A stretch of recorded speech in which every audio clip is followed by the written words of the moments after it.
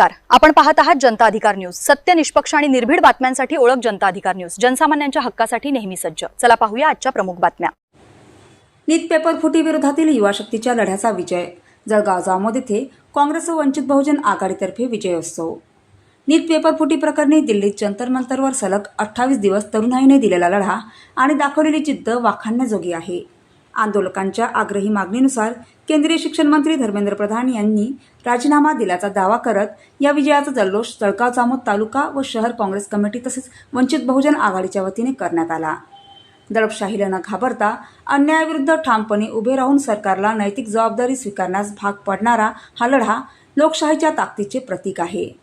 युवा शक्तीच्या एकजुटीचा हा मोठा विजय असल्याची भावना यावेळी उपस्थितांनी व्यक्त केली। फटाके फोडून तसेच जोरदार घोषणाबाजी करत कार्यकर्त्यांनी विजयोत्सव साजरा केला।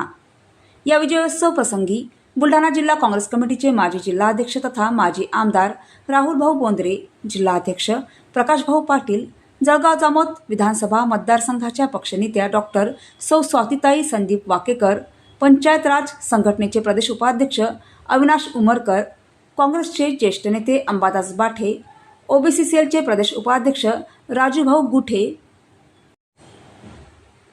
विचार सेलचे जिल्हाध्यक्ष अजय राजपूत, तालुकाध्यक्ष ॲडव्होकेट भाऊराव भालेराव, शहराध्यक्ष अमर पाचपोर, कार्याध्यक्ष नासिर भाई, वंचित बहुजन आघाडीचे तालुकाध्यक्ष देवानंद दामोदर, शहराध्यक्ष आझम कुरेशी यांच्यासह राजेंद्र वानखडे, अर्जुन घोलप, नगरसेविका सौ वैशाली निलेश तायडे, बाबू जमदार, हुसेन डायमंड, ॲडव्होकेट संदीप मानकर, अमोल घोडेस्वार, जुनेद शेख, अय्याज भाई, सय्यद तैफिक, रतन इंगळे, निलेश तायडे, शमीम भाई, असलम शेख, गौरव इंगळे, धनंजय बंबटकार, रमन इंगळे, विजय सातव, गुड्डू जामोदे आदी काँग्रेस पक्षाचे व मित्रपक्षांचे नेते, पदाधिकारी आणि कार्यकर्ते मोठ्या संख्येने उपस्थित होते।